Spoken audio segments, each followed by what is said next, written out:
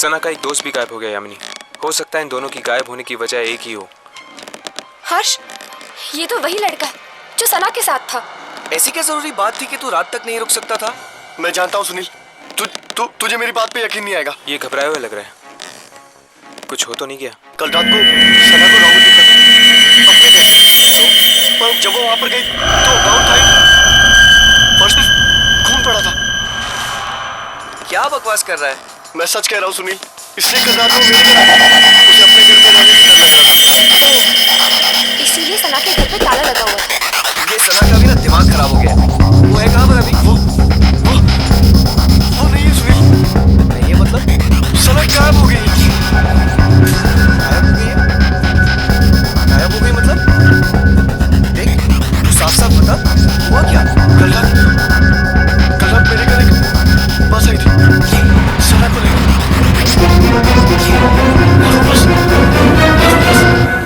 सना को लेकर गायब हो गई। बस? ये लोग किस बस के बारे में बात कर रहे हैं? तुम्हें खजान में लिया था शायद उस ट्रेन की तरह। ये बस भी एक आत्मा हो सकती है। और फिर तेरे घर पे एक अजीब बस आके उसको लेकर गायब हो गई। ये क्या तो तू आ गया या तो सना आ गया। मैं जा रहा हूँ। सुनील, सुनील रुक जा। सुनील, चलो।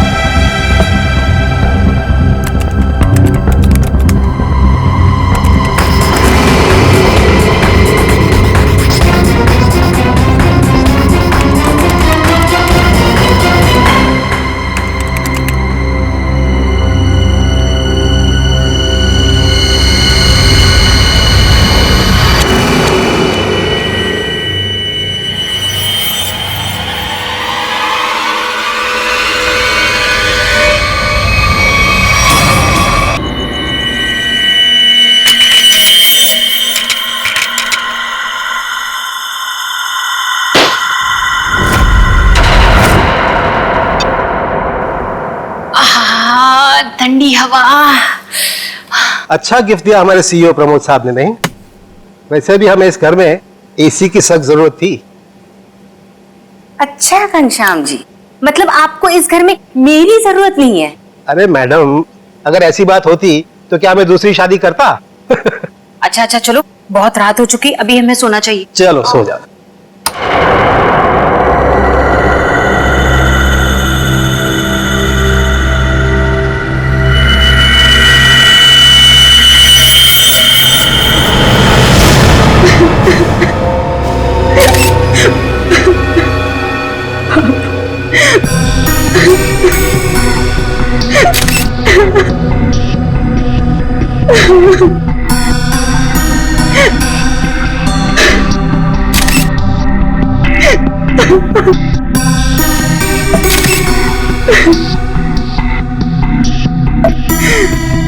सर,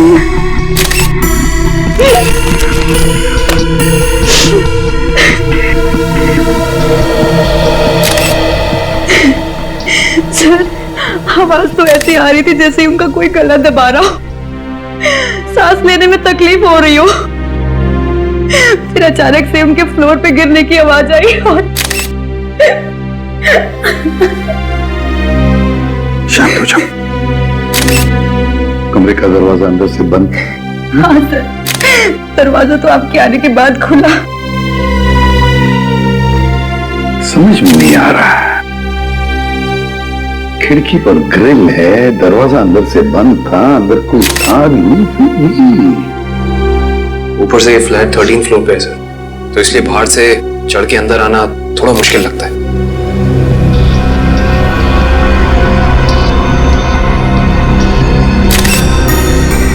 अगर चंद्र जी को किसी ने मारा भी होता तो कोई न कोई निशान तो होते यहाँ पर। अगर गला घोट के मारा होता तो गले पर उंगलियों के निशान, किसी हथियार से मारा होता तो हथियार के निशान होते, घाव के निशान होते, खून के धब्बे होते, मगर यहाँ पर तो कुछ भी नहीं, सब कुछ साफ। ये कैसे हो सकता है?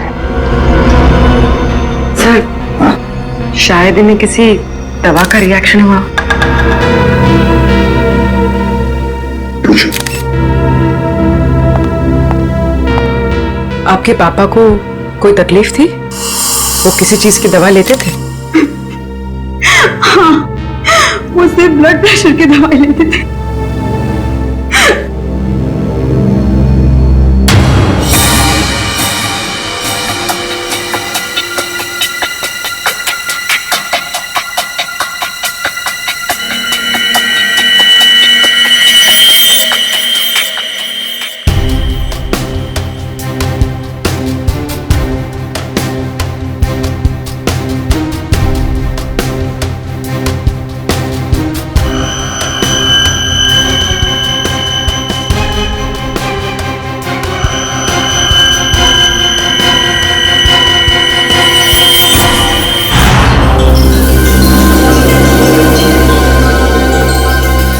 ये यहाँ कुछ लगा हुआ है, पाउडर जैसा। इन्होंने सोने से पहले कुछ और खाया? जी नहीं, रात को खाना खाया था हम दोनों ने, बस।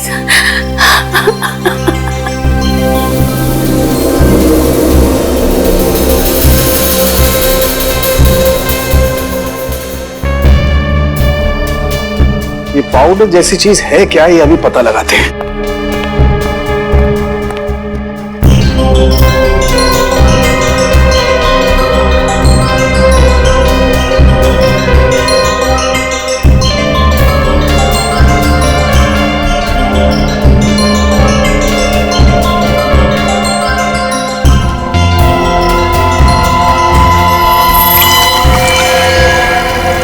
Oh my God, ricin.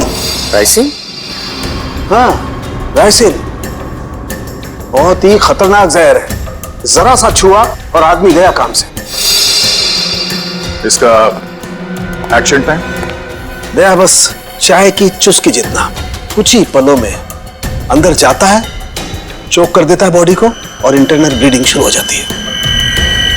जहर यहाँ आया कैसे? सर, ये खिड़की के पास से कुछ मिला सर। क्या है, देखो जरा।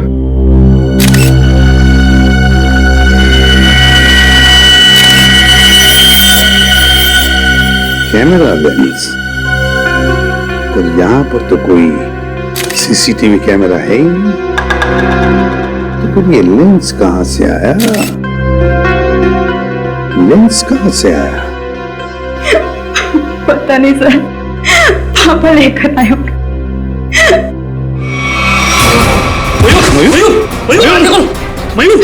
मयूर, आप दोनों के अलावा कोई और भी यहाँ रहता है? जी नहीं, हम दोनों ही रहते हैं। इंदु जी, जब आप दोनों सो रहे थे उस वक्त खिड़कियां बंद थी या खुली हुई थी? हमने इस घर में नया एसी लगवाया है, इसलिए सारी खिड़कियां और दरवाजे बंद किए थे। मैडम, आप दोनों के सिवा घर में कोई नहीं था। घर की खिड़कियां दरवाजे सब बंद थे। मतलब बाहर से कोई तीसरा आदमी अंदर आ नहीं सकता था। और आपके पति की मौत एक बहुत ही तेज जहर से किया गया है, और वो जहर सिर्फ आपके पति को दिया गया है, आपको नहीं। हा? आप कहना क्या चाहते हैं कि मैंने अपने पति को मारा है? मैडम, अपने गुस्से को काबू में रखिए। ये हमारा काम है कि हम इस केस के हर पहलू को देखें। सर, कहीं इस नए एसी का कनेक्शन इस केस से तो नहीं है? हो सकता है उसकी हवा से। नहीं फ्रेडी, ऐसा नहीं हो सकता, क्योंकि अगर ऐसा होता तो पति पत्नी दोनों पर उस जहर का असर था। ये जहर रायसन घर में आया कैसे? मिस्टर घनश्याम को ये जहर दिया कैसे गया?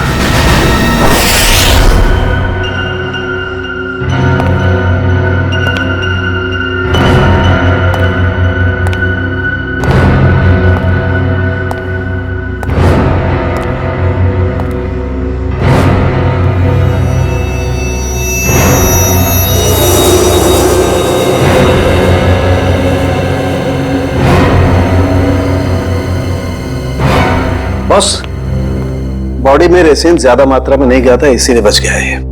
ये एंटीडोट लगा दिया है, बच जाएगा, चिंता की कोई बात नहीं है। चलो, वेरी गुड।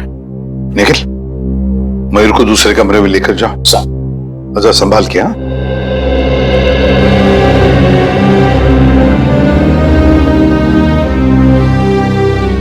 आराम से आराम से। सांके, वो जो लेंस हमें चंद्रा के घर से मिले थे, उसके बारे में कुछ पता चला अब तक? वो तारिका चेक कर रही है बस।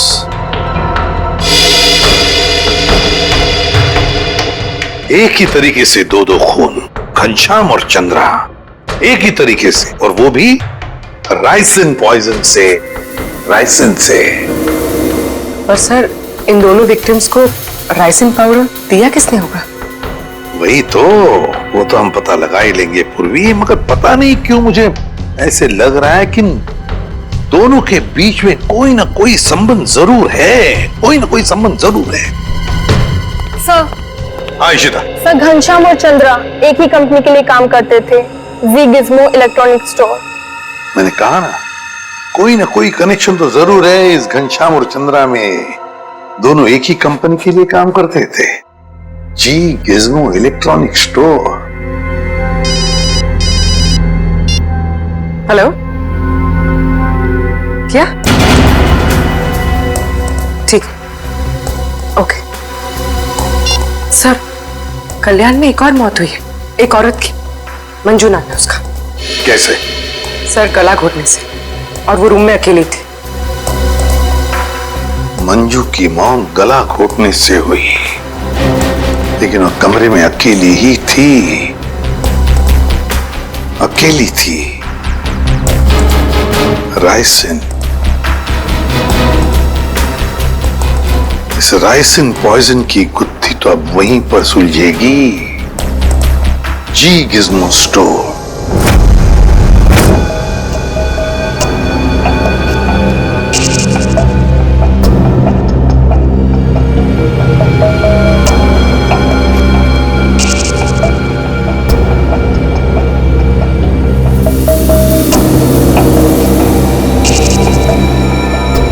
यह है माइक्रोपिन कैमरा का एक हिस्सा, और ये वहां पे लेंस नंबर दिख रहा है। जरा जूम करो तारिका, जूम करो इसे। हाँ,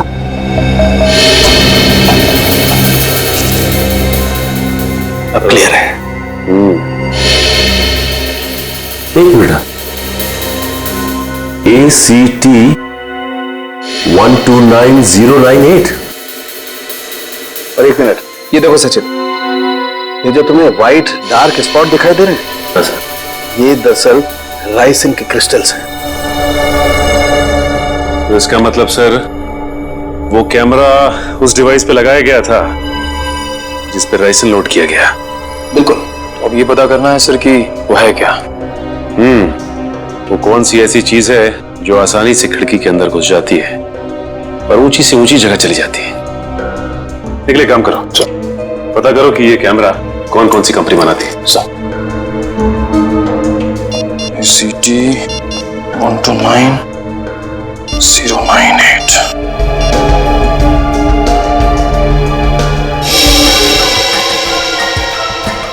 सर निकल। सर ये कैमरास दो कंपनी बनाती है सर।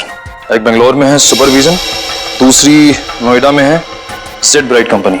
ओके, एक काम करो, तुम बैंगलोर वाली कंपनी को फोन लगाओ, मैं नोएडा में फोन लगाता हूँ। सर।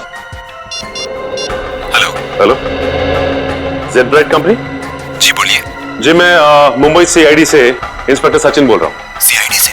जी हाँ, मैं आपके सेल्स ऑफिसर से बात करना चाहता था। सर आप होल्ड कीजिए, मैं आपका कॉल कनेक्ट कर देता हूँ। ठीक है। देखिए मैं मुंबई सीआईडी से इंस्पेक्टर निखिल बोल रहा हूँ। मुझे ये सुपरविजन कंपनी के क्या? अच्छा ओके, शिफ्ट हो गई। Okay thank you.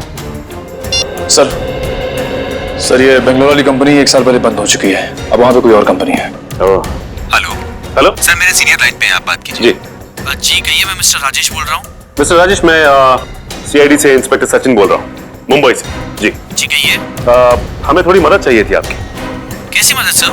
देखिए राजेश जी, हम ये जानना चाहते हैं कि आपकी कंपनी 129 ACT 129098 इस सीरीज के कैमरा पिछले 2 हफ्तों में मुंबई में कहां भेजे? सर आप प्लीज मुझे अपना फैक्स नंबर दे दीजिए, जैसे ही मुझे पता चल जाएगा मैं आपको तुरंत फैक्स कर दूंगा। ठीक है, थैंक यू।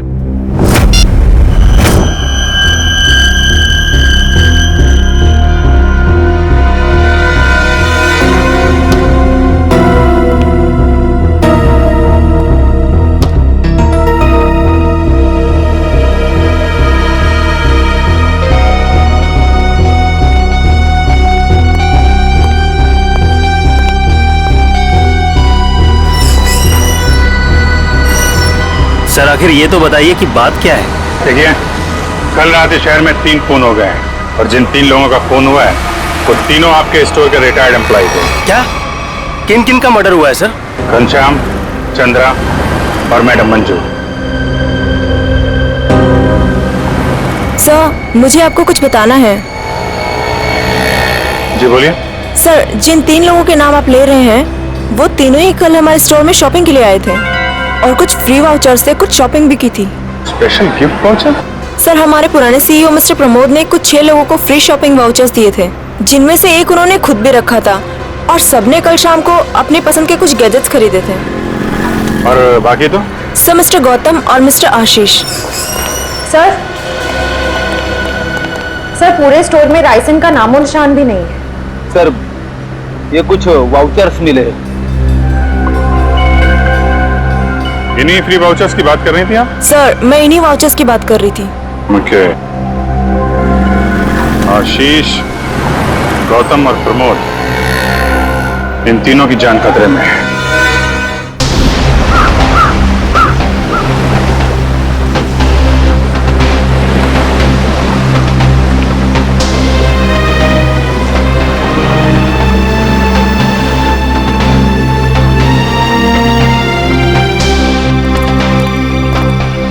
आइए साहब आइए, वो बगीचे में बैठे हैं प्रमोद जी।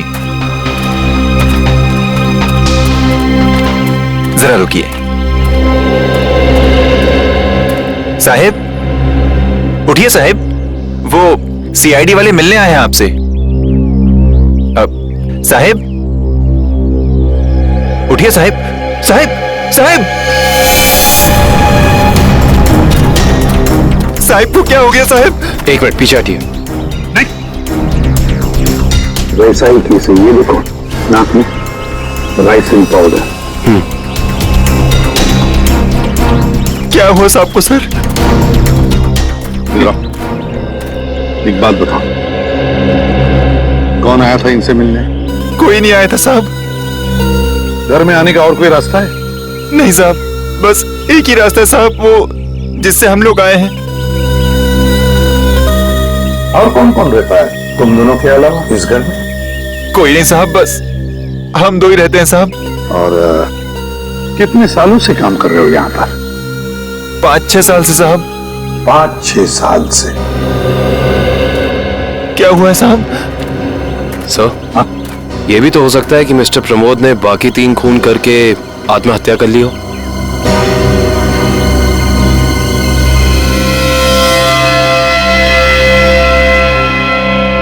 ये वही नया कूलर है जो तुम्हारे सेठ ने लाया था? हाँ साहब, यही है। इसका बॉक्स वगैरह कहाँ है? पैकेजिंग का जो कचरा था वो वहाँ साहब, कचरे के डब्बे में। खोला किसने था? मैंने खोला था साहब। मास्क पहन लो। सर, हो सकता है राइसन इसी पैकेजिंग में यहाँ तक पहुंचा। कभी अगर ऐसे होता तो ये नौकर पहले मरता ना, क्योंकि उसने बॉक्स खोला था। संभल के।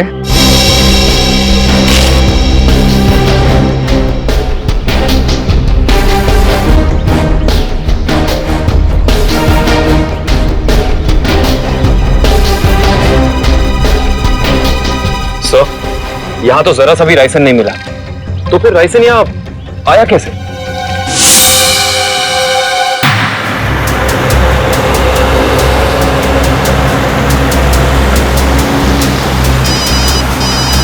हाँ सर। सर हम लोग अलीबाग पहुंचने वाले हैं। हाँ सर, इलेक्ट्रॉनिक स्टोर के एक्स ऑपरेशन ऑफिसर गौतम के बेटे की एनिवर्सरी पार्टी है वहाँ। हाँ सर, हम वहाँ पहुंचते ही आपको रिपोर्ट कर देंगे। या थैंक यू सर। पार्टी में बहुत लोग होंगे। हाँ सर, अगर राइसन का अटैक होता है तो बहुत बेगुनाह लोग अपनी जान गंवा बैठेंगे। नहीं, हम ऐसा होने नहीं देंगे।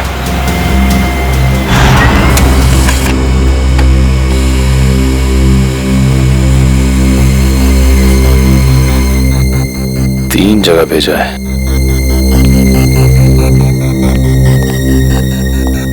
सर, फैक्स आ गया। मुंबई में 3 जगह कैमरास भेजे गए हैं।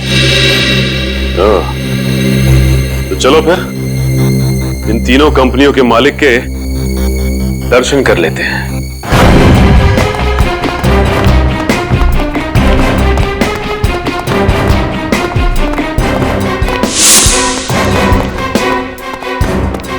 तो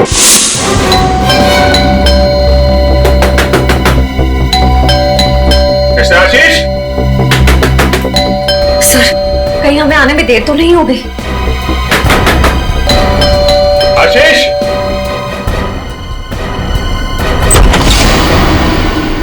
मिस्टर आशीष। जी हाँ, मैं आशीष। ग्रेट। आप ठीक है? क्यों, मुझे क्या हुआ? नहीं, कुछ नहीं।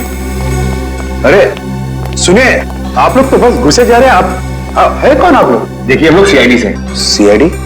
क्यों, सब ठीक तो है? नहीं, ठीक नहीं आशीष जी, कुछ प्रॉब्लम है। क्यों, क्या बात है?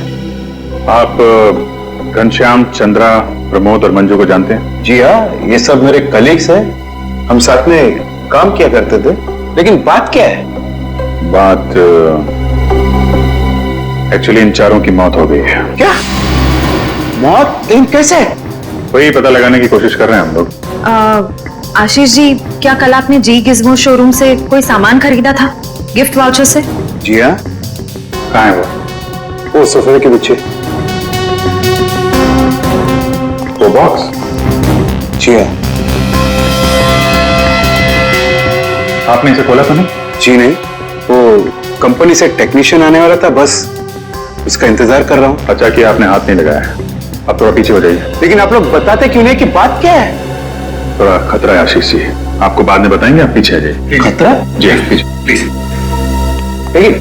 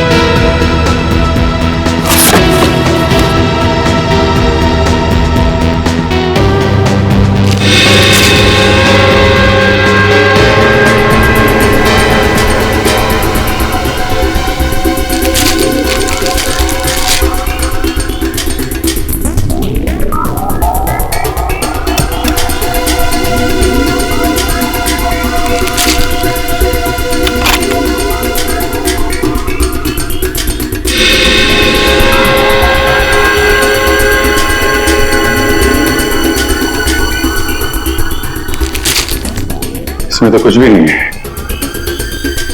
वो जानलेवा पाउडर राइस गिफ्ट बॉक्स में नहीं आया तो फिर लोगों के पास पहुंचा कैसे?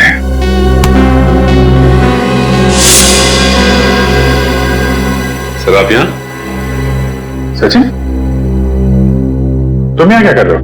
सर चंद्रा जी के यहाँ जो हमें कैमरास मिले थे जिसपे राइसन के कुछ अंश भी मिले थे, वो सारे कैमरास आशीष जी ने मंगवाए थे सर।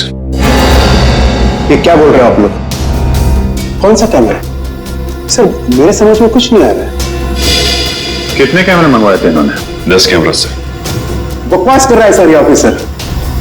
मैंने कोई कैमरा नहीं मंगवाया सर। ये ऑफिसर झूठ बोल रहा है सर। झूठ बोल रहा है? अच्छा, और हमारे इस ऑफिसर के झूठ बोलने की वजह? सबूत है हमारे पास। नोएडा की जेड ब्राइट कैमरा कंपनी ने फैक्स भेजा है जिसपे आपका नाम और आपकी कंपनी 24 सिटी का नाम लिखा है। सर बिलीव मी सर, ये कैमरा और कंसाइनमेंट से मेरा कोई लेना देना नहीं सर। मैंने तो कभी बिजनेस किया ही नहीं। मैं तो जिंदगी भर सिर्फ नौकरी करता आया हूं सर। सर ट्रस्ट नहीं।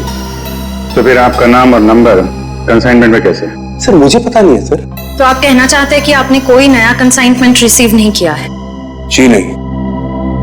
अभी पता चल जाएगा कंसाइनमेंट रिसीव किया या नहीं। तलाशी लो।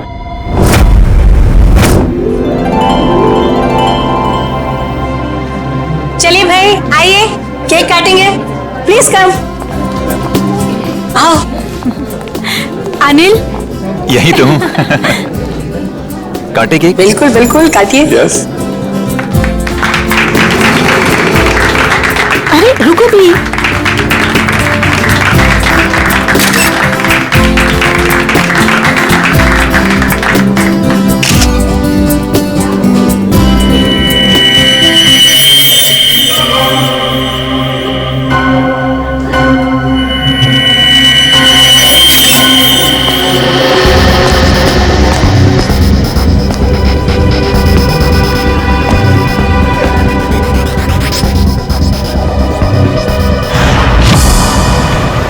सर जितने भी लोग राइसन की वजह से मरे हैं वो राइसन उन तक जी गिज़्मो इलेक्ट्रॉनिक स्टोर से ही पहुंची थी। हाँ दर्शक, मुझे इस बात का डर है कि गौतम जी ने अपने बेटे को देने वाला गिफ्ट कहीं खोल न दिया।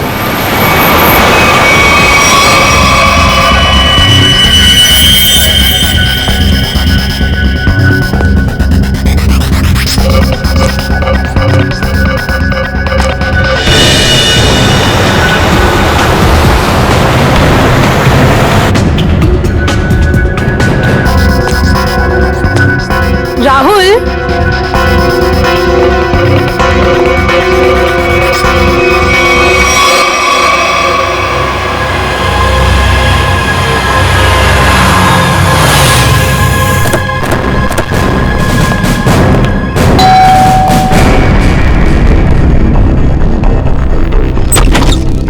गौतम जी देखिए, हम लोग सीआईडी से हैं। मामला थोड़ा सीरियस है। क्या हुआ सर? आपने जी गिज़्मो से जो इलेक्ट्रॉनिक सामान खरीदा था, हम उसके सिलसिले में आए। जी गिज़्मो? आइए आइए।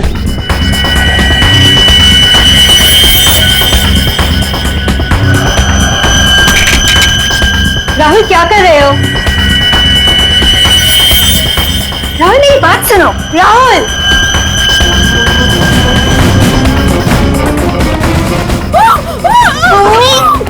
इस तरफ से आवाज आई है। यहाँ से?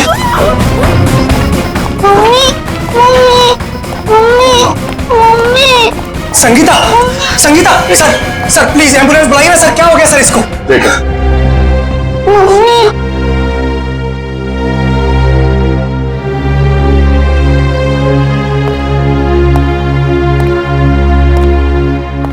आप लोग जरा बाहर जाइए और हाँ किसी भी चीज को हाथ मत लगाना प्लीज प्लीज। चलिए। सब पल्स नहीं है।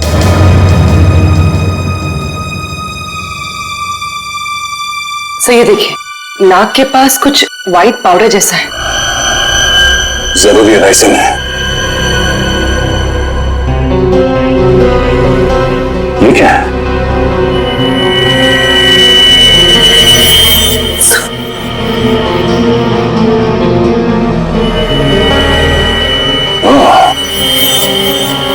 तो ये चक्कर है।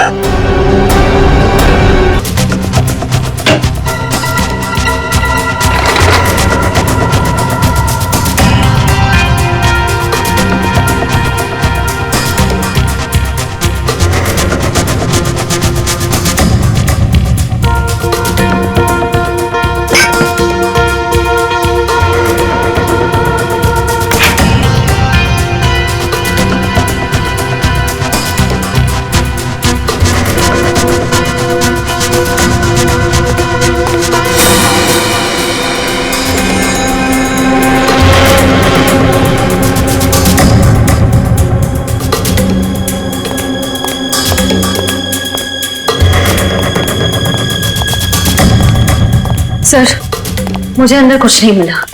मुझे भी कुछ नहीं मिला सर। सर कैमरास नहीं मिले सर, लेकिन किचन के कोने में ये पड़ा हुआ है सर। सफेद पाउडर? कहीं ये राइसिन तो नहीं? हाँ सर, लगता तो ऐसा ही है। मिस्टर आशीष, ये राइसिन पाउडर आपके यहाँ क्या कर रहा है? ये राइसिन, ये राइसिन क्या है? क्या सर राइसिन? सर अब राइसिन क्या है ये भी नहीं मालूम है सर। ये क्या हो रहा है सर? ये सब मैंने नहीं किया है सर। इसे कोई मुझे फंसाने की कोशिश कर रहा है सर। बाकी के कैमरे कहाँ हैं जो आपने खरीदे थे? प्लीज सर, मुझे कुछ नहीं मालूम। मैं बेकसूर हूँ सर। ये कैमरा, राइसिन, मैं कुछ नहीं जानता sir. I am just innocent sir. Sir इनको कुछ याद नहीं आ रहा है, इनकी याददाश्त थोड़ा कमजोर हो गई है। अगर आप कहें तो। नहीं, इनको ब्यूरो ले चलते हैं, वहाँ की हवा पानी अच्छी है, वहाँ आपको सब याद आ जाएगा। चलिए सर प्लीज सर, आइए। मैं बेकसूर हूँ सर। सर मुझे सर आप मुझे 100 बार भी पूछेंगे तो मेरा जवाब एक ही होगा सर कि ये मैंने नहीं किया है सर। मैंने किसी को नहीं मारा है। तो फिर आपके नाम पे वो कैमरास किसने मंगवाए? और वो राइसन, वो आपके यहाँ कहाँ से आया? मैं सच कह रहा हूँ सर, मुझे नहीं मालूम। मुझे कोई फंसाने की कोशिश कर रहा है सर। कौन फंसा रहा है आपको? कौन फंसाएगा आपको? हाँ? सर मुझे अगर मालूम होता तो मैं पहले ही बता देता था ना आपको। देखिए आप झूठ बोल रहे हैं। 5-5 लोगों का खून करने के बाद ये मासूम बनने का नाटक मत कीजिए, समझे? मैंने कुछ नहीं किया है, मैं बेकसूर हूं सर। मुझे जाने दीजिए सर प्लीज।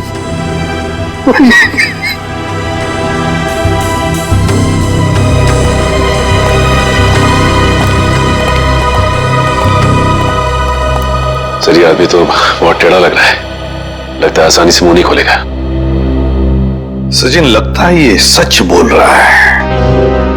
सर लेकिन सारे सबूत तो इसी की तरफ इशारा कर रहे हैं। सबूत तो पैदा भी किए जा सकते हैं सचिन। जरा सोचो, सारे कैमरास अपने नाम पर मंगवाना और फिर राइसिन पॉइजन अपने ही घर में छुपा के रखना। जो आदमी ये सारा प्लान करके इतनी होशियारी से सब कुछ कर रहा है, क्या वो इतनी मामूली सी गलती करेगा? कुछ और ही चक्कर है, कुछ और ही चक्कर है ये। सर अब पता कैसे लगेगा कि सबके पीछे है कौन? उस डिलीवरी बॉय से पूर्वी, कुरियर कंपनी के डिलीवरी बॉय से, उस लड़के से जिसने वो सारे कैमरास आशीष के घर पर पहुंचाए थे, उस डिलीवरी बॉय से।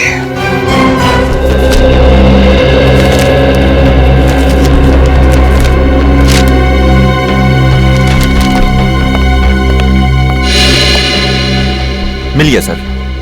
डिलीवरी नंबर है MUM 169127128K16। इसकी डिलीवरी हुई थी? Yes sir. ये पैकेट जिस दिन हमें मिला था डिलीवरी उसी दिन हुई थी। इसका रिकॉर्ड है हमारे पास। किसने की थी delivery? Delivery boys Piyush. Piyush, जरा बुलाओ उसे। पीयूष जरा बाहर आओ।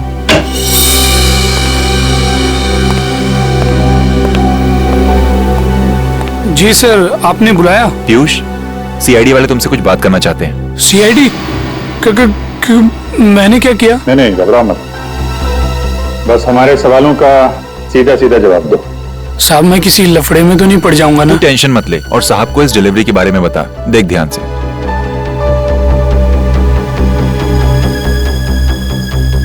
डिलीवरी किया ना साहब? किसको की थी? साहब जिसका नाम है उसी को किया ना? सवारा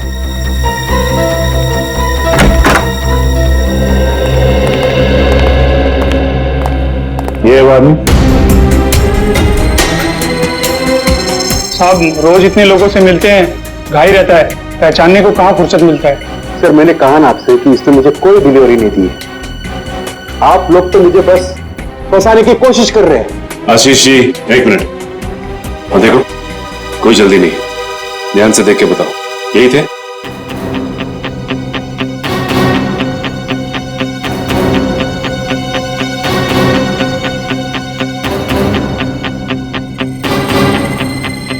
लगता तो यही है साहब। झूठ बोल रहा है सर, जबरदस्ती कर रहा है। कभी नहीं मुझे डिलीवरी तूने। झूठ बोल रहा है। एक मिनट। झूठ बोल रहा है सर। तुमने इन्हें डिलीवरी दी थी तो चालान पे साइन तो लिया होगा ना? हाँ साइन तो लिया ही होगा साहब। तो पर्ची लेकर आ। लाता हूँ साहब, लाता हूँ। सर मेरी बात सुनिए सर, ये झूठ बोल रहा है, मुझे फंसाने की कोशिश हो रही है सर। अरे हाँ पीयूष, रुको, क्या हुआ? कुछ नहीं सर, वो सीआईडी वाले चालान मांग रहे हैं। हाँ दे दो। पर्ची लेने में इतनी देर क्यों लगा रहा? देखो जरा अंदर जाके। सर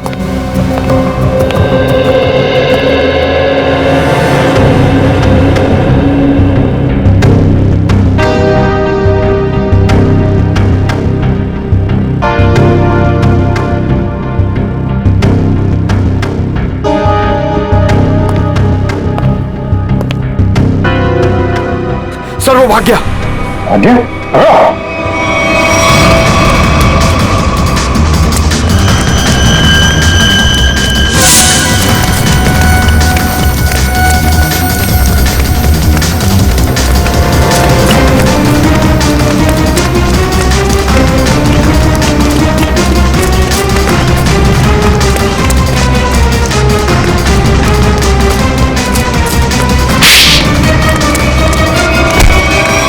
तुम्हें क्या लग रहा था कि बच के निकल जाओगे तुम?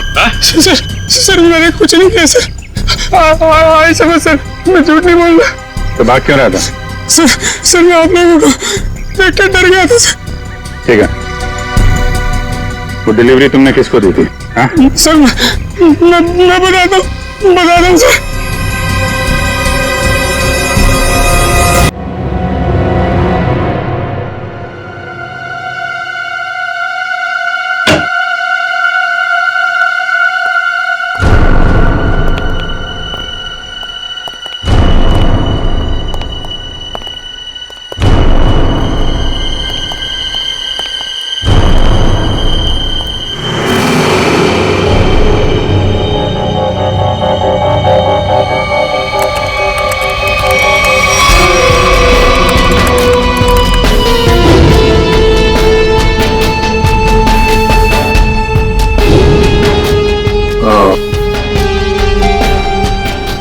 ये है राज इलेक्ट्रॉनिक बग्स का और उनके शिकार करने के तरीके का।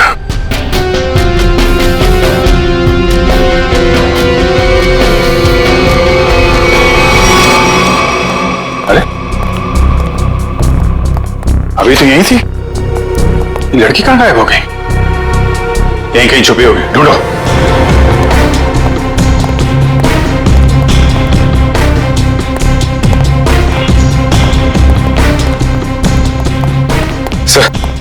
इस तरफ नहीं सर। सर यहाँ भी कोई नहीं है। यहाँ हूँ मैं।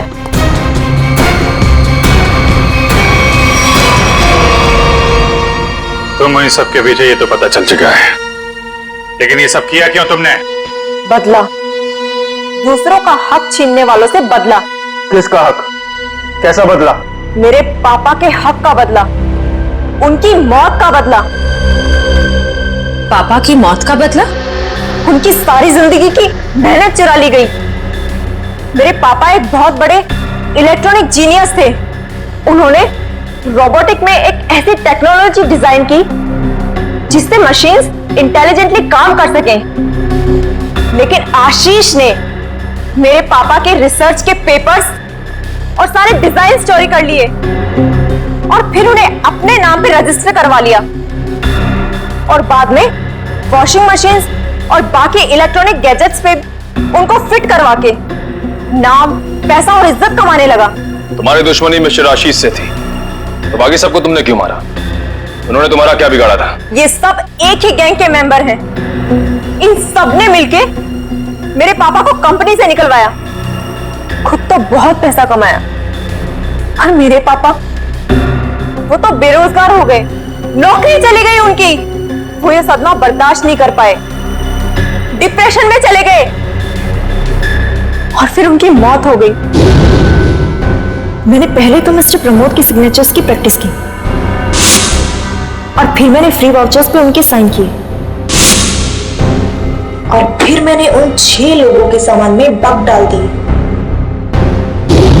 तुम्हारे साथ जो कुछ हुआ वो गलत था, लेकिन तुमने जो कुछ किया वो भी गलत है। तुम्हें अपने आप को कानून के हवाले करना पड़ेगा। नहीं, बिल्कुल नहीं।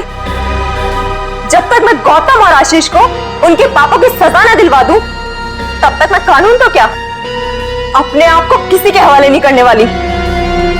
आप लोग घबराइए मत, मैंने आप सबके मनोरंजन का भी बहुत खास इंतजाम किया है। देखना नहीं चाहेंगे?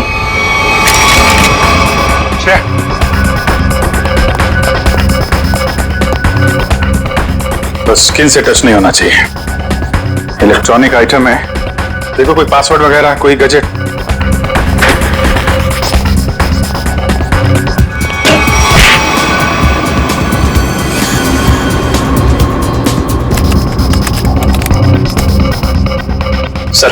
सर इससे गैजेट्स बंद नहीं हो रहे हैं। सर गोली मार देता हूँ। नहीं, गोली मत चलाना। ये फटेगा तो राइसन पाउडर उड़ेगा और खतरा हो सकता है। इन कीड़े मकोड़ों के लिए इतने बड़े हथियार की जरूरत नहीं है, इनका इलाज है मेरे पास।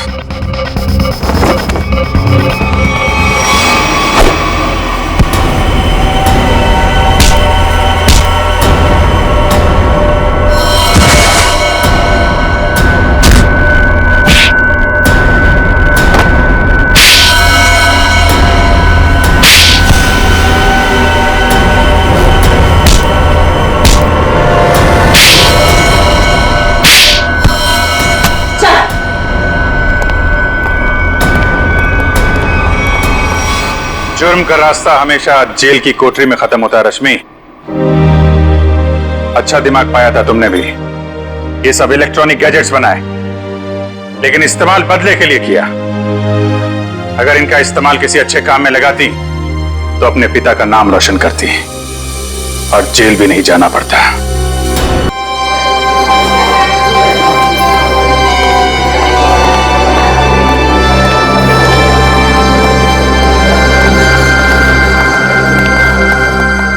पेशेंट को चेक करना है। जी सर।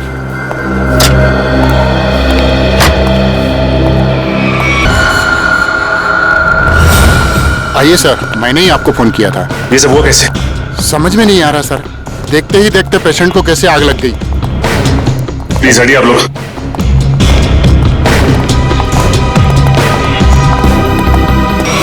अंश,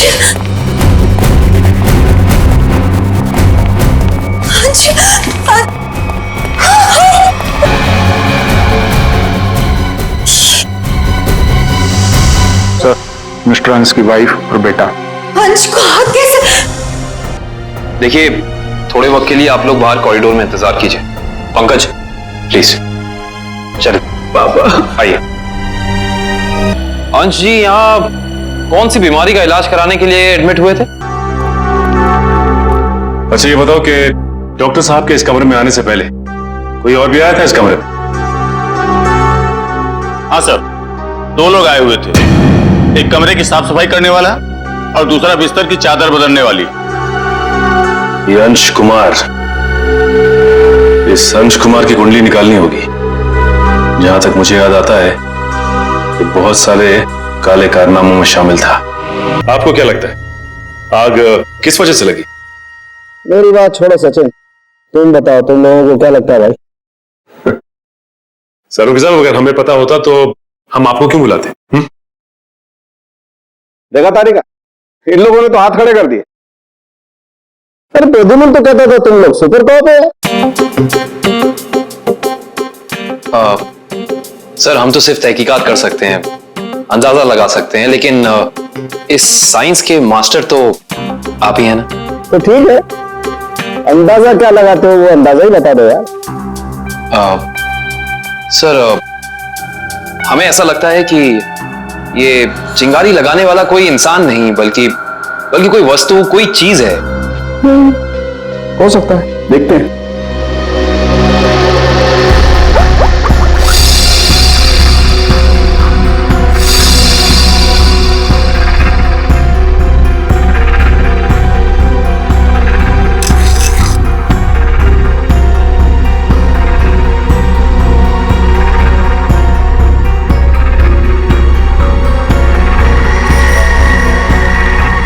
ये बात है। क्या बात है सर? अंश की इस चमड़ी के टुकड़े पर मुझे 2 किस्म के केमिकल मिले। एक का नाम कोजू और दूसरे का चिलिंगफी। कोजू और चिलिंगफी? ये केमिकल के नाम या कोई चाइनीज रेस्टोरेंट के? पंकज, मजाक में। और ये दोनों केमिकल जब आपस में मिल जाते हैं तो एक तीसरा केमिकल बनता है जो बहुत ही आसानी से आग पकड़ लेता है अगर उसे एक निश्चित मात्रा से ज्यादा ऑक्सीजन मिल जाए तो। और जैसे ही डॉक्टर साहब ने इस कमरे का दरवाजा खोला, यहाँ का ऑक्सीजन लेवल बढ़ गया। इसका मतलब अंश की बॉडी पे ये केमिकल हॉस्पिटल के किसी अंदर वाले ने लगाया है। अंदर वाले ने। देखिए, आप बेवजह हम पर शक कर रहे हैं। हम भला अपने मरीज की जान क्यों लेंगे? डॉक्टर साहब, हम भी यही जानना चाहते हैं कि आपने किसके कहने पे वो केमिकल अंश की बॉडी पे लगाया? देखिए, मैंने मिस्टर अंश को छुआ तक नहीं। मैं तो एक एक दवाइयां उनके बॉडीगार्ड के सामने देता था। अगर आपने नहीं छुआ तो किसने किया है? किसने स्पंज दिया उसे? देखिए, मिस्टर अंश यहाँ पर फूड पॉइजनिंग के इलाज के लिए आए थे, तो स्पंज देने का तो सवाल ही नहीं उठता। मैं कह रहा हूं ना कि हम में से किसी ने भी उनकी बॉडी के ऊपर कोई केमिकल नहीं लगाया। अच्छा, तो आप ये कहना चाहते हैं कि डॉक्टर सालुंके गलत कह रहे हैं? जी नहीं, मैं ये बिल्कुल नहीं कह रहा हूं। मैं सिर्फ इतना कह रहा हूं कि मैंने या मेरे किसी भी स्टाफ ने उनकी बॉडी के ऊपर कोई केमिकल नहीं लगाया है। 2 लोग आए हुए थे, एक कमरे की साफ सफाई करने वाला और दूसरा बिस्तर की चादर बदलने वाली। माय गॉड, कहीं वो केमिकल उस चादर पे तो नहीं लगा हुआ था जो अंश के कमरे में बिछी हुई थी? डॉक्टर साहब, ये सारी बेडशीट कहां रखी जाती? देखिए सर, यहाँ पर सारे रूम नंबर्स लिखे हुए हैं और उस कमरे के रूम के अनुसार वहाँ की बेडशीट और बाकी का सामान रखा हुआ है। सर, ये अंश के रूम का लॉकर है।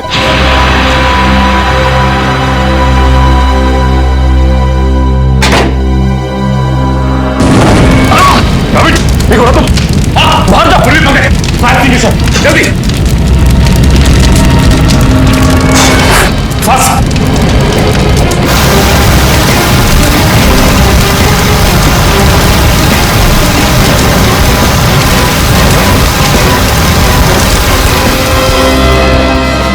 अभी लगता है थोड़ा केमिकल रह गया था इसमें। सही कह रहे हो सचिन, अब तो इस लॉकर को बाहर निकालना ही पड़ेगा। आप लोग प्लीज थोड़ा पीछे रहिए।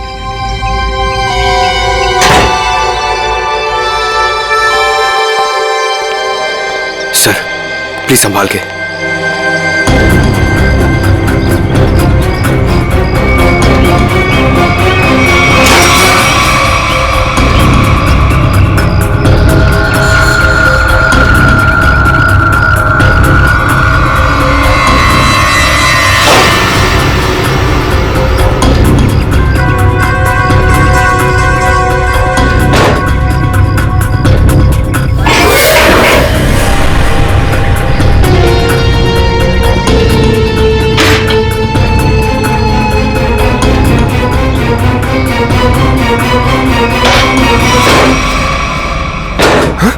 सर, ये क्या? आपकी बार तो आग ही नहीं लगी। क्या बोल रहे? आग सिर्फ इसमें लगी। ये देखो, सिर्फ ये बैग जला है, बाकी सारी की सारी चीजें बिल्कुल वैसी हैं। देखो सर, इसका मतलब केमिकल इस बैग में होगा और बेडशीट इसी बैग में लाई होगी। हाँ पंकज, एग्जैक्टली ऐसा ही हुआ है। डॉक्टर साहब, ये वही लेडी है ना जिन्होंने अंश के कमरे में वो चादर बिछाई थी? जी सर, शीला। मैंने कुछ नहीं किया सर। मैं इन केमिकल्स के बारे में जानती तक नहीं हूँ। ज्यादा भोली मत बनो। अंश के कमरे की चादर तुमने ही बदली थी ना? बदली थी, मगर क्या? एक औरत ने मुझे 50,000 रुपए दिए थे और कहा था अंश साहब के कमरे में ये चादर बदल देना। उसने आपको पैसे दिए और आपने पैसे ले लिए? एक बार भी नहीं सोचा कि इसके पीछे उसका मकसद क्या है? मुझे क्या पता था साहब, कोई ऐसे तरीके निकालेगा किसी का खून करने के लिए। उसका चेहरा पहचानती हो? स्केच बनवा सकती हो उसका? नहीं, उसने अपना चेहरा दुपट्टे से ढक रखा था। चेहरा ढका था, लेकिन कुछ तो याद होगा, कुछ तो देखा होगा।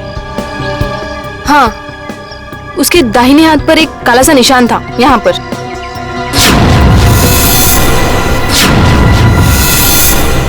ठीक है, आप लोग जा सकते हैं। जी सर। अंश को फूड पॉइजनिंग हुई उसके घर पे, जिसके बाद वो हॉस्पिटल में एडमिट हुआ। और कमाल की बात है कि हॉस्पिटल में आने के बाद वो जल के मर गया। कुछ तो गड़बड़ है।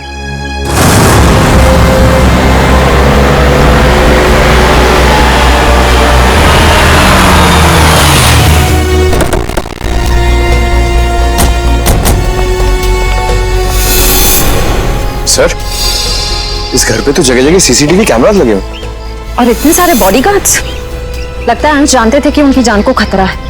राइट श्रेया, कोई ना कोई बात तो जरूर थी, वरना इतनी ज्यादा सिक्योरिटी कोई मामूली इंसान नहीं रखता।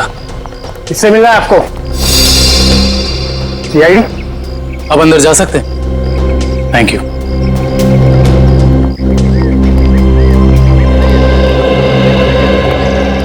सर, ये घर तो बड़ा आलीशान है। अंश बहुत पैसे वाला रहा होगा।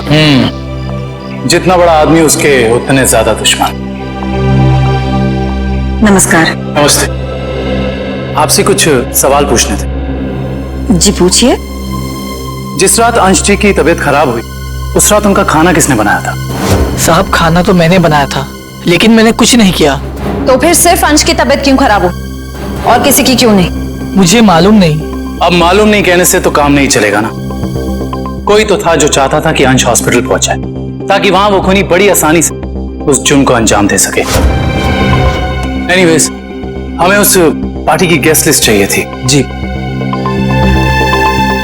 गोपी पिछले 5 साल से उनका खाना बना रहा है। ये ऐसा कुछ नहीं कर सकता। तो और कौन कर सकता है? क्या आपको किसी पर शक है? शायद गगन।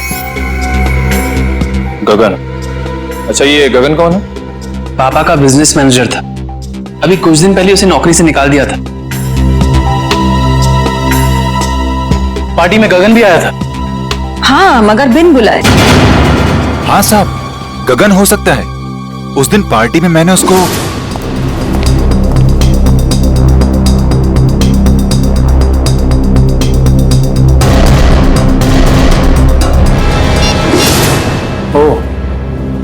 तो अंश गगन पे चिल्ला रहे थे? हाँ साहब, पर म्यूजिक की आवाज बहुत तेज थी। मैं समझ नहीं पाया कि साहब गगन को क्यों डांट रहे थे। मगर अंश ने गगन को नौकरी से क्यों निकाला था? पता नहीं, मगर जरूर कोई बड़ी बात रही होगी जो उन्होंने अपने 10 साल पुराने एम्प्लॉय को एक ही झटके में काम से बाहर निकाल दिया। गगन को नौकरी से क्यों निकाल दिया था, इसका जवाब ढूंढना होगा। क्या अंशी की मौत हो गई है? जी हाँ, और हमें शक है कि उनकी मौत में आपके पति गगन का हाथ है। ये क्या कह रहे हैं आप? गगन अपनी जान दे सकते हैं, पर वो किसी की जान लेने की कभी सोच भी नहीं सकते। सोचा नहीं, बल्कि कर दिया। बहुत ही लंबी चौड़ी प्लानिंग के साथ गगन ने अंश को हॉस्पिटल में ही जला दिया।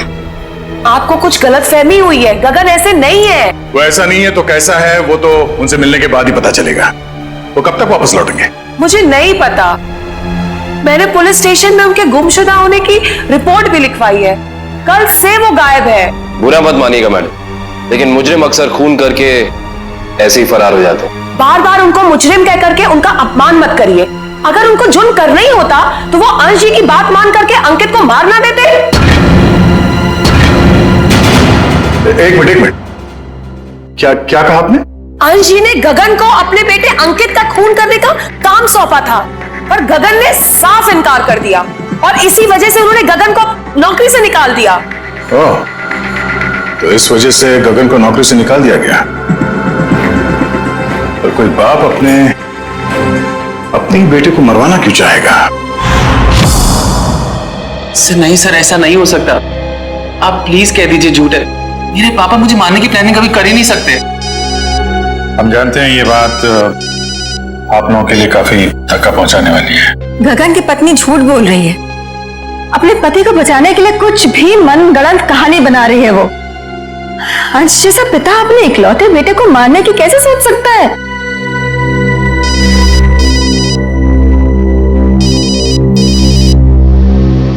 किसका फोन है अंकित? चाहो तो बात कर लो। नहीं सर, इम्पोर्टेंट फोन नहीं है। एक्चुअली मेरा एक फ्रेंड मुझे मिलने के लिए परेशान कर रहा है और फिलहाल मैं किसी से मिलना नहीं चाहता। सर, अगर आपके सवाल पूरे हो गए हो तो क्या हम जा सकते हैं? अब हमें अंश की शोक सभा की तैयारी करनी है। ठीक है, आप जा सकते हैं। इशिता। Yes sir.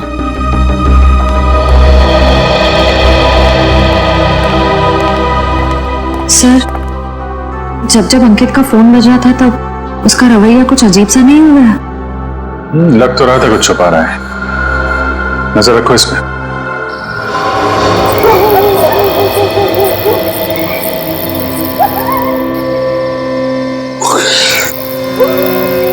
सर, हम लोग क्या रात भर यहीं खड़े रह के पहरा देंगे? रात बहुत काम की चीज होती है पंकज।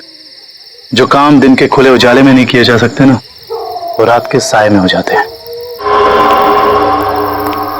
सर, अंकित आ रहा है। आ नहीं रहा श्रेया, हमें ले जा रहा है अगले सुराग तक।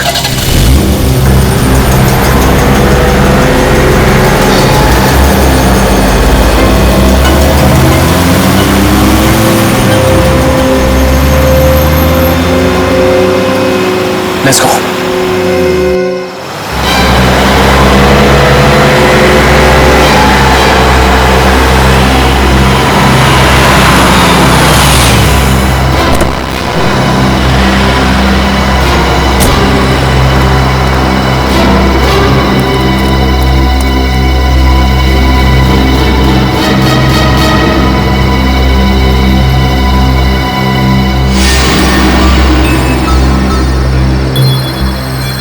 सर, ये इतनी रात को यहाँ ढाबे पे खाना खाने को आया है?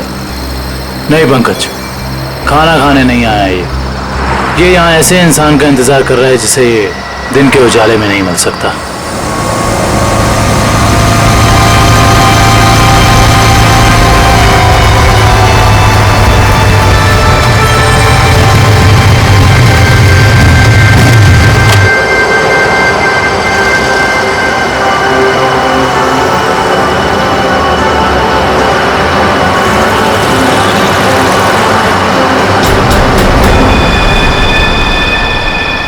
सर, मैंने तो सोचा ये लड़का होगा, ये तो लड़की निकली।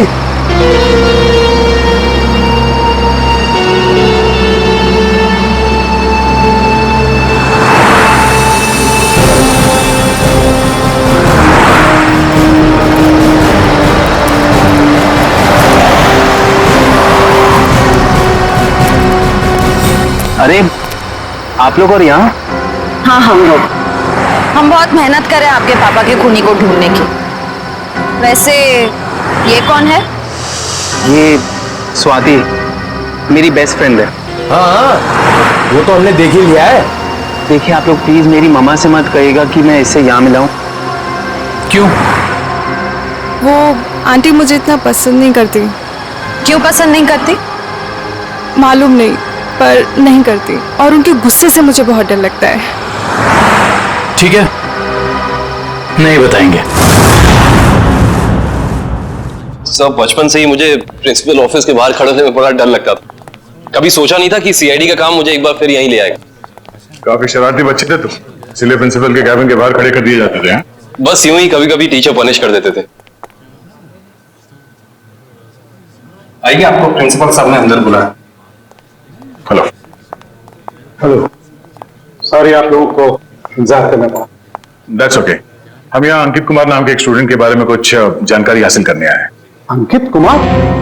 तो वो तो बहुत ही ब्राइट स्टूडेंट है इस कॉलेज का।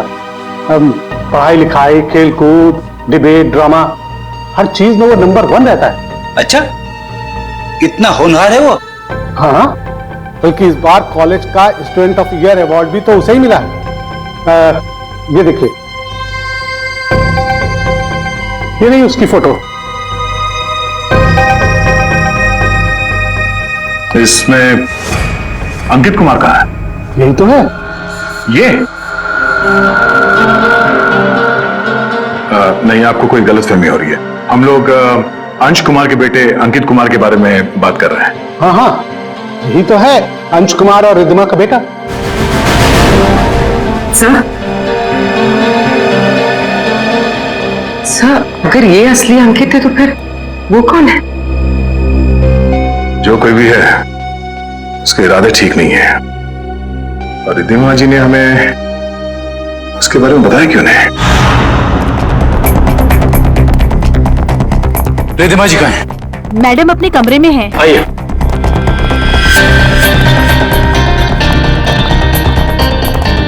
मैडम सीआईडी वाले आए हुए हैं। मैडम। रिद्धिमा जी।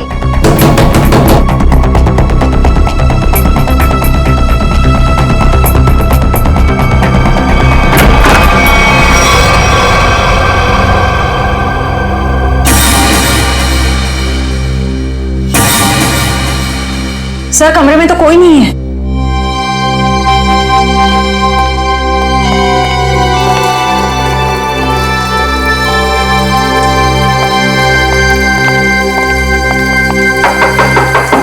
रिद्धिमा जी।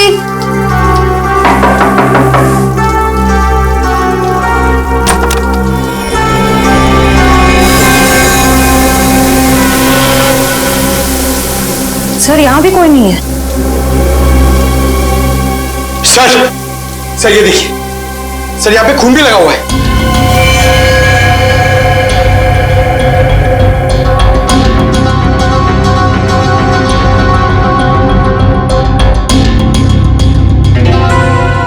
शायद रिद्धिमा जी का किडनैप हो गया है। इन टुकड़ों को देख के तो यही लगता है कि उनकी किडनैपर के साथ हाथापाई हुई होगी। अंकित कहाँ है? बुलाओ उसे। अंकित बाबा तो आज सुबह घर से बाहर चले गए हैं। निखिल, अंकित को फोन लगाओ। इस कमरे में इतना कुछ हो गया और किसी को भनक तक नहीं लगी। फायदा क्या घर में इतनी सिक्योरिटी का? अच्छा ये बताओ कि खिड़की के पीछे की तरफ भी कैमरा लगा है ना? जी सर। मुझे उसकी फुटेज देखनी है।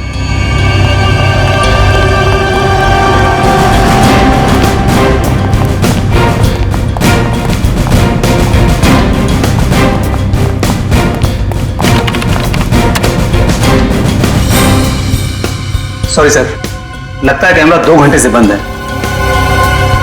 मतलब जरूर तुम में से ही किसी का काम है ये, जिसने गुनाह करने से पहले कैमरा बंद कर दिया। सर, हम ऐसा क्यों करेंगे? कोई बाहर वाला यहाँ आके कैमरा बंद नहीं कर सकता। ये किसी अंदर वाले का काम है, समझे तुम? यस सर, अंकित का फोन बंद आ रहा है। कहीं सबके पीछे अंकित का हाथ तो नहीं है? तो तुम हो राज, अंश और रिद्धिमा जी के असली बेटे। जी सर, मुझे तब तक यकीन नहीं कि पापा इस दुनिया में नहीं रहे। रब्बी ने तो मुझे इस बारे में कुछ बताया तक नहीं। लेकिन रिद्धिमा जी ने ये बात छुपाई क्यों तुमसे?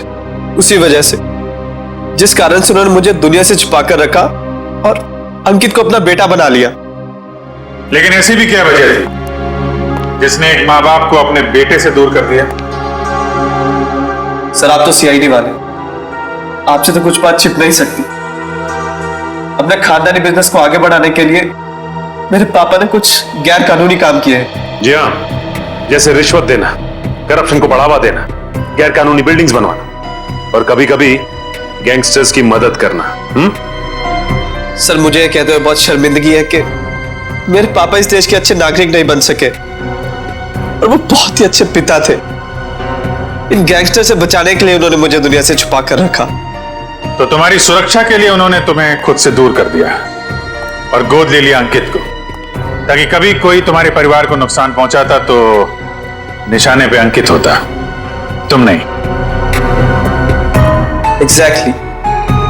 और जब ये बात अंकित को पता चली, उसका रवैया कुछ उखड़ सा गया। उसने मम्मी पापा की इज्जत करना बंद कर दिया। पिछले कुछ दिनों से तो वो पापा को ब्लैकमेल कर रहा था कि अगर उसे प्रॉपर्टी का आधा हिस्सा नहीं मिला तो वो ये राज पूरी दुनिया को बता देगा। सर हो सकता है शायद इसी वजह से अंश ने अंकित को मारने के लिए गगन से कहा। हाँ सर, हो सकता है कि गगन की वाइफ सच कह रही हो। हो सकता है, और ये भी हो सकता है कि रिद्धिमा जी की किडनैपिंग में उनके गोद लिए बेटे अंकित का ही हाथ हो। सर, प्लीज मेरी मम्मी को बचा लीजिए। मैं पहले ही अपने पापा को खो चुका हूं। मम्मी को नहीं खोना चाहता। घबराओ मत, कुछ नहीं होने देंगे मेरी दिमाजी को। अंकित के पोस्टर पूरे शहर में लग चुके हैं, कोई ना कोई उसे जरूर देख लेगा। हेलो, कहाँ? चिंचोली क्रॉसिंग? आप कौन बोल रहे हैं? हेलो हेलो सर, गुमनाम कॉल आया, कह रहा था कि चिंचोली क्रॉसिंग पे मिलो, कुछ जरूरी बात करनी है। जरूरी बात करनी है? फिर तो मिलना पड़ेगा।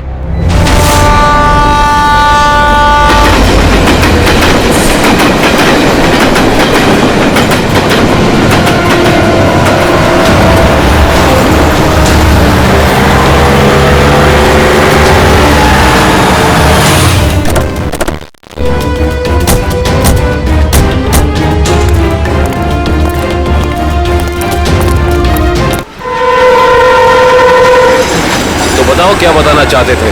सर मैंने आपको फोन इसलिए किया था क्योंकि जिस आदमी का आपने पोस्टर लगाया है उसे मैंने कहीं देखा है सर। तुमने पक्का ध्यान से देखा ना? वो अंकित ही है। हाँ सर, वो अंकित ही था। कहाँ देखा है उसे? सर अगर मैं आप लोगों को बताऊंगा तो कहीं मैं मुसीबत में न पड़ जाऊं सर। देखो तुम्हें कुछ नहीं होगा, तुम बताओ तुमने कहाँ देखा था अंकित को? सर मैंने उसे हसनपुरा की चौल में देखा था सर। हसनपुरा चौल?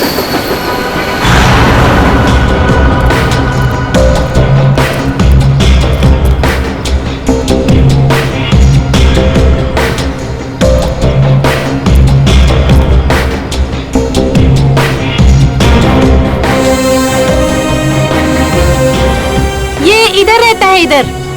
हाँ।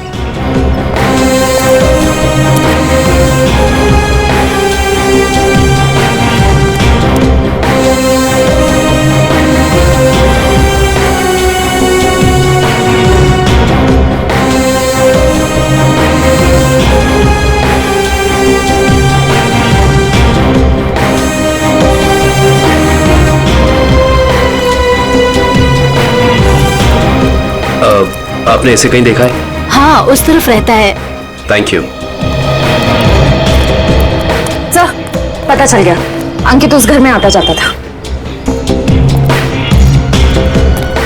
Sir sir sir sir sir, बहुत मुश्किल हुई सर, लेकिन मैंने पता कर लिया है, अंकित इसी घर में आता जाता था, ये घर में। पंकज, हम सबको पता है। आओ।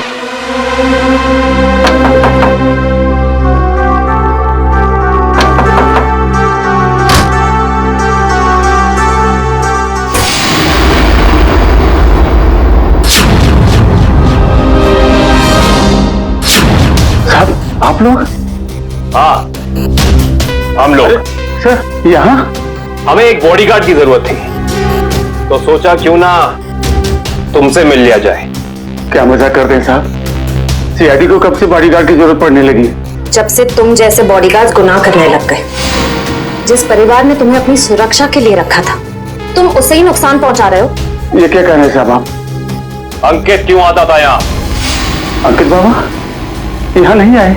हमसे झूठ बोलने का कोई फायदा नहीं है। सीआईडी से ना कोई बच सका है और ना बच पाएगा, इसलिए कह रहे हैं सब सच सच बता दो। हम जान चुके हैं कि अंकित अंशी का बेटा नहीं है। बताओ क्या सच है? बोलो क्या सच है? बताता हूँ। दरअसल में अंकित का असली बाप मैं हूँ। तुम? हाँ, अंश साहब मेरे बेटे को गोद लेना चाहते थे और मैं भी अपने बेटे के सुनहरे भविष्य के लिए उन्हें मना नहीं कर सका। मगर तुम्हारे अंकित ने जिस थाली में खाया उसी में छेद किया। पहले अंश को मार डाला, फिर रिद्धिमा को किडनैप कर लिया। नहीं साहब, मेरा बेटा ऐसा नहीं कर सकता, मैं उसे अच्छी तरह जानता हूँ। अगर ऐसा है तो हम अंकित को कुछ नहीं होने देंगे, लेकिन अब हमें साफ साफ बताओ ये अंकित हमें मिलेगा कहाँ? अंकित अपने दोस्त स्वाति के साथ है, ग्रीन सी लॉज में। ग्रीन सी लॉज?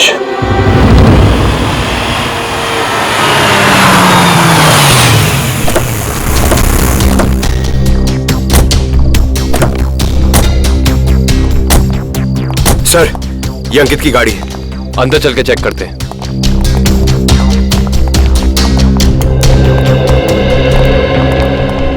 सीआईडी, उस सफेद गाड़ी में जो आए हैं वो कौन से कमरे में ठहरे हुए? Room number 113। Thank you.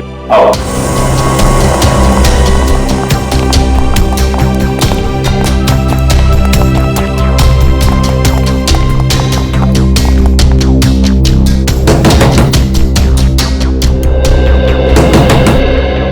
कौन है?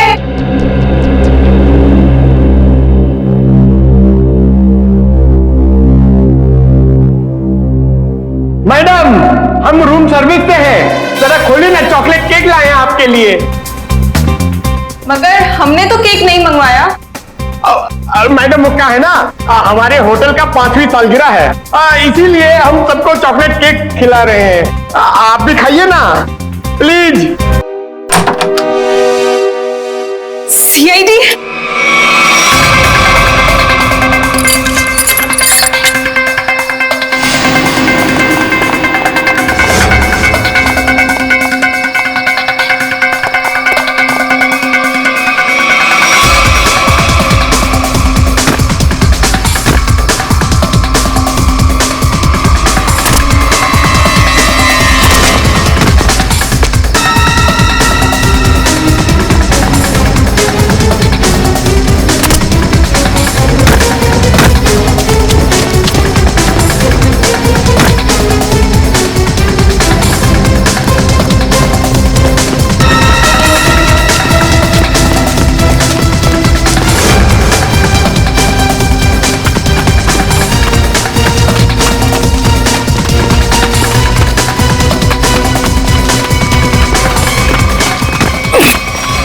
प्लीज मुझे छोड़ दो, प्लीज। तुम वही हॉस्पिटल वाली लड़की हो? प्लीज मुझे जाने दो, मैंने कुछ नहीं किया। सीआईडी की आदत नहीं है मुजरिमों को जाने देने की। हाँ, मैंने ही पैसे दिए थे उस लड़की को ताकि वो केमिकल वाली बेडशीट अंश के बेड पे बिछा सके। किसके कहने पे किया था तुमने ये? अंकित के। कहाँ मिलेगा ये अंकित? पता नहीं। अच्छा, तो ये तो पता होगा ना कि रिधिमा को कहाँ छिपा के रखा है? नहीं पता। ये पता नहीं, वो पता नहीं, तुम्हें पता क्या है स्वाति? गगन कहाँ है ये पता है मुझे। I see। तो और क्या क्या पता है तुम्हें? कैसे हुआ ये? मैं जानबूझ के नहीं मारा सर, मैं सिर्फ अपने आप को बचाना चाहता था। ये गगन सही कह रहा है, अगर हमने अपने बचाव के लिए इसे नहीं मारा होता तो ये हम दोनों को मार देता। हम समझ सकते हैं। शेर, इनके स्टेटमेंट रिकॉर्ड कर लो। आप लोग जाइए प्लीज इनके साथ में। चलिए।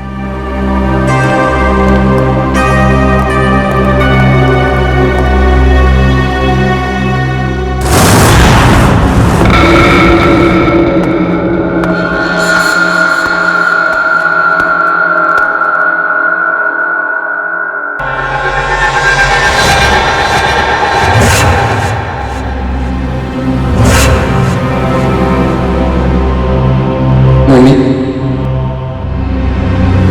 मम्मी, मम्मी,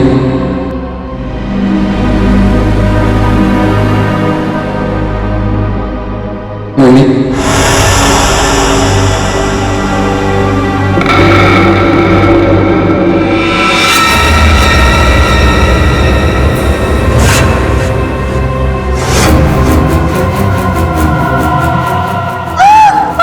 आपने मेरे साथ ऐसा क्यों किया? आपने मेरे साथ ऐसा क्यों किया मम्मी? क्यों मुझे धोखा दिया? क्यों मुझे धोखा दिया? क्यों मुझे मार दिया? क्यों मुझे मार दिया? बोलिए मम्मी, जवाब दीजिए। बोलिए मम्मी, जवाब दीजिए। क्यों किया आपने ऐसा मेरे साथ? क्यों किया आपने ऐसा मेरे साथ? क्यों हमने बेटे को मार दी? क्यों हमने बेटे को मार दिया? जवाब दीजिए मम्मी, जवाब दीजिए मम्मी। बोलिए आपने ऐसा क्यों किया? बोलिए आपने ऐसा क्यों किया? क्यों मुझे मारा? क्यों मुझे मारा? क्यों मुझे मारा? क्यों क्यों?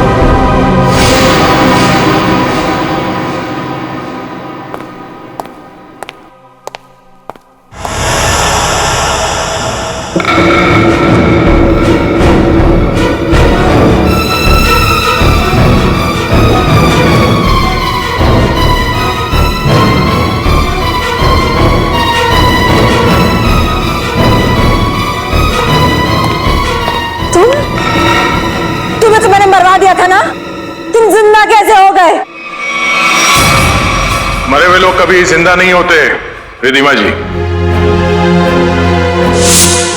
ये सब तो सीआईडी का प्लान होता है, गुनहगार से उसका जुर्म कबूल कराने का। अंकित तो कभी मरा ही नहीं था। इतना बड़ा धोखा मेरे साथ। मैं धोखा तो तुमने दिया। मैंने जो कुछ भी किया अपने बेटे के लिए किया है। राज, तुम्हारे पापा तुम्हें अपने गैर कानूनी बिजनेस में शामिल करना चाहते थे, लेकिन मैंने तुम्हें हमेशा गुनाहों के इस साए से दूर रखना चाहा। माँ, मैंने कभी सपने में भी नहीं सोचा था तुम भी पापा की तरह इस तरह गुनाहों के दलदल में धंसी हुई हो। और इसीलिए इन्होंने पापा को मारने के लिए मेरी मदद ली थी और प्रॉपर्टी में 25% शेयर देने का वादा भी किया था। इस प्लान में तुम दोनों मिले हुए हो, इसके बारे में तुम्हारी दोस्त स्वाति ने हमें पहले ही बता दिया था। उस पार्टी के दिन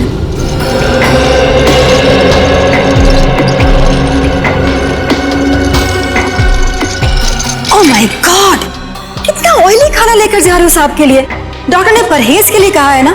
जाओ सैंडविच और जूस लेकर आओ, जाओ। मगर साहब ने? साहब तुम्हारे बॉस हैं, बट साहब की बॉस मैं हूँ। जाओ। जी मैम।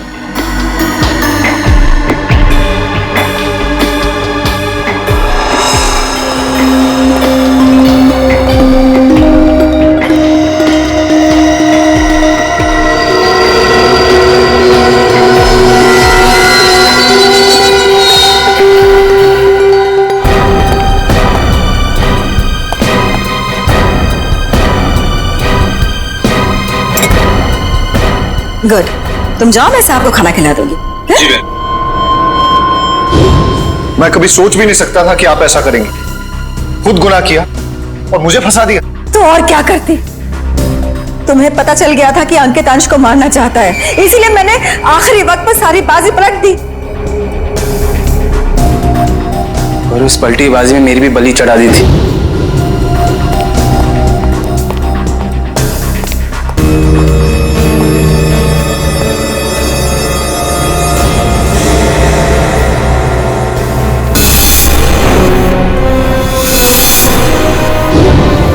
मुझे पता चला कि गगन को तो पूरी सच्चाई पता ही नहीं है। उसे तो यही नहीं पता कि अंश की मौत में मेरा हाथ है, इसलिए मैंने सारा इल्जाम अंकित पर डाल दिया। राज, मैंने ये सब तुम्हारे लिए किया बेटा। गुनाहों पे ममता की चादर ओढ़ देने से तुम्हारे पाप धुल नहीं जाएंगे मैडम। आप दोनों का फैसला अदालत करेगी, या तो फांसी होगी या फिर जिंदगी भर जेल। इस तरह के और भी एपिसोड देखने के लिए हमारे चैनल को सब्सक्राइब करें और बेल आइकन दबाना ना भूलें।